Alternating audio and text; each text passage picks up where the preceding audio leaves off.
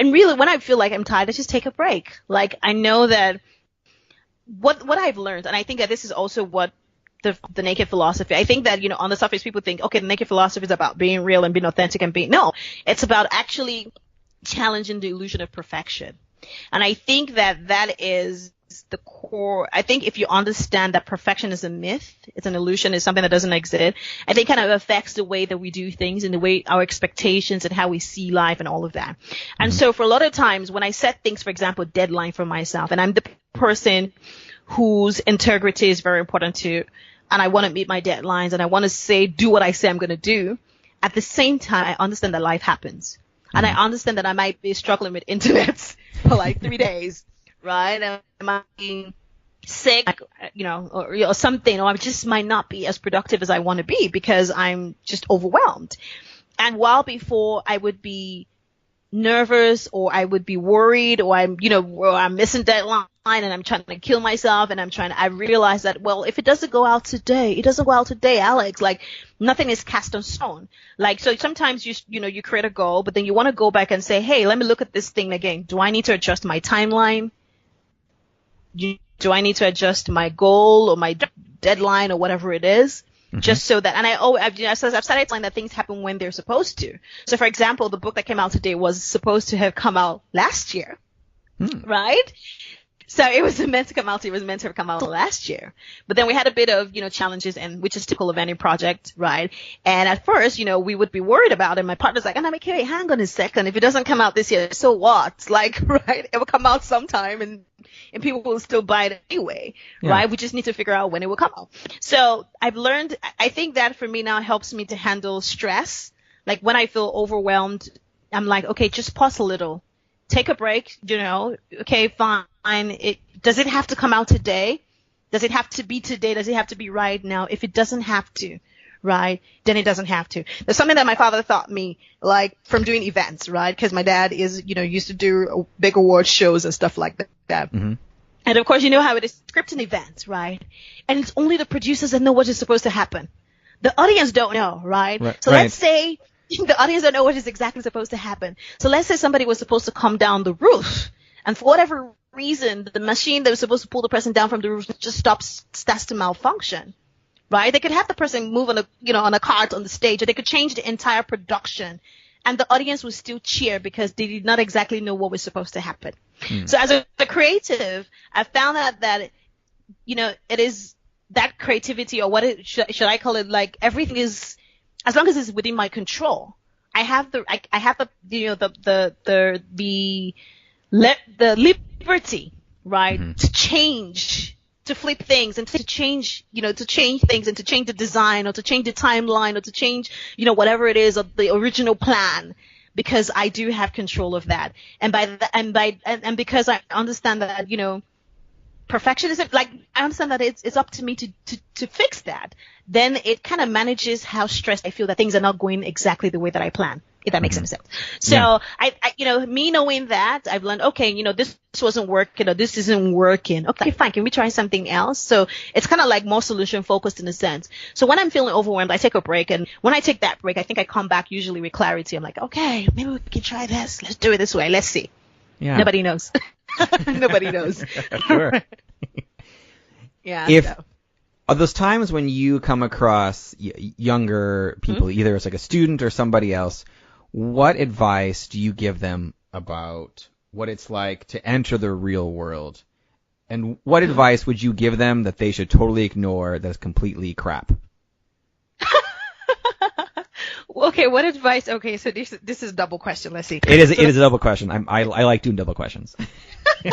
Okay, so the first one is, what advice would I give them about entering the real world? Yes. Okay, so the advice, that would probably be an advice that was given to me, but I have recreated it, right? Reinvented it a little. So when I started as a newbie actor, and I remembered this on the show, on the reality TV show, my performance coach, RMD, Richard Mofet-Damager, he said something to us. He said, there are no small roles, only small actors. Mm-hmm. Right? And I mean, that obviously lets you know that, it doesn't matter what part is given to you, it doesn't matter what role is given to you, you get a chance to perform, right? It is your performance that kind of reflects who you are as an actor. And so it doesn't matter if you're given 1 scene or 10 scenes or, 20 scenes, right? So I've taken that same statement and I've told myself there are no small opportunities, only small minds, right? So every opportunity, and that has affected the way that I do things. I use every opportunity for me as a privilege, right? I don't look at anything as small. Everything for me is a big deal. And that's how, that is how I approach, work. That's how I approach relationships. This is how I approach collaboration, business, that every opportunity is, a big deal. So that is something that I'm going to say to them. So if you go into the real world, no small opportunity, only small minds, right? So it's how you use the opportunity that's given to you. Don't look at it and say, hey, it's not wrapped around in, pink bows or something. Sometimes it's not going to come in the way that you want it to. But if you're smart, you can take advantage and you can use it well. Okay. So great. So then, that's fantastic and really good advice. But so what advice would you tell them to totally ignore? The crappy advice. Let's see. The crappy advice, yeah. Oh God, there's so many of them, but I'm trying to figure out which one. Let's see. The patient dog eats a fat.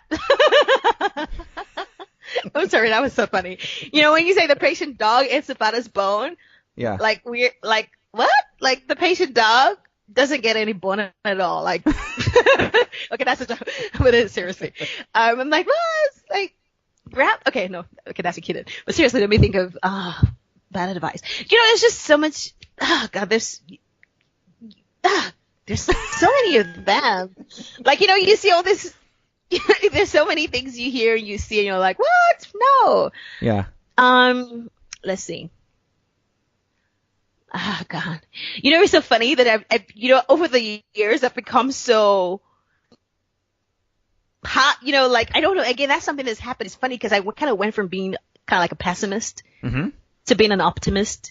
So how you go from just being somebody who just, oh yeah, and then you become this person who runs on hope and who's positive. And so you kind of focus and all you notice is, and I say this, that really if you look for beauty, you'll always find beauty.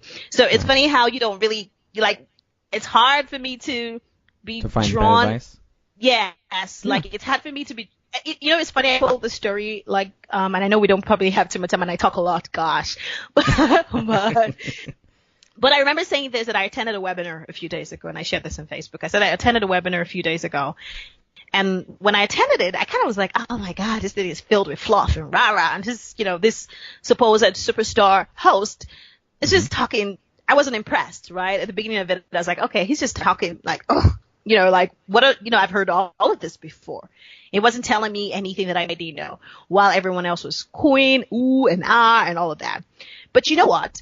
Right as I was listening and I thought I wasn't impressed, it occurred to me that he had said one thing, right? One thing that I already knew, but I was not implementing. Something that I'd been wanting to implement, but I had been procrastinating on. And so at that point, it occurred to me that a lot of the times when we are searching for something, we're searching to read or hear something new, something fresh, something genius. When in actual fact, we really just need to hear that one thing that we probably already know, but are just not acting on. Right? And so, here what am I saying in the essence is that there's always a lesson, there's always something positive, there's always a message, right? Irrespective of whatever it is, whether it's where so I don't anymore see, and I guess that again is a function of how I now think.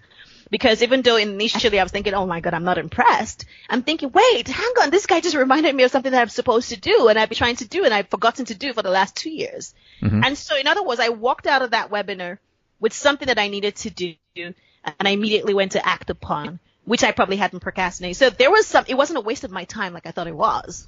Yeah. It wasn't, right? So what I'm just saying is that, so even with all the negative messages or the bad advice, there's probably some, I say something negative inspiration. And negative inspiration could be an example of something you shouldn't do or shouldn't say. I like it. Awesome. All right. Well, Alex, I want to thank you so much for your time. I know it's getting really late where you're at, so we'll stop here for today. But if the listeners would like to see more of your work, hear more about what you're working on, what is the best way they can find you and do that? Well, I guess I just probably have to send them to my website, and they can go to my official website, which is Alex Okoroji, Okay. AlexOkoroji.me, me as in me. That use you, okay. As in me as in Me me. as in me, uh-huh. Me as in me, right? And they can just, I think they can find everything else there. I think that's the Okay. easiest way to say. Just if they go to alexokoroji.me, and then they can connect with me on social media and check out the radio show, check out everything, the book and all of that. Yes, so. And they Yeah, can I sign- mean, that's great. I mean, you are prolific, so you are all over the place, and it is easy to find you and the amazing work you're doing. And I will for sure make sure to put all of these links in the show notes so people can just click right through. Yuri, I just wanted to say this. You're such an amazing, oh God, I had so much fun talking to you, like totally just talking to you, and I know that I talk a lot, sorry, forgive me, but I'm just having such a great time. And maybe it's the coffee, maybe next time I should call my beer so that I'm a little sober and not hyper. Oh no, this has been fantastic. I love your energy, so this has been great. Thank you so much for being open and honest and being full of energy. It was my pleasure. Thank you for having me. Thank you for listening to another episode of the Advance Your Art podcast. If you like this episode, please go into iTunes and give us a 5-star rating. And while you're there, hit the subscribe button so that every single time I release a new episode, it will go directly to you without even thinking about it. If you're interested in hearing older episodes, please go to advanceyourart.com, where you can find the catalog of everything I've done so far, as well as contact information and projects I'm working on. Thank you again, and have a great day.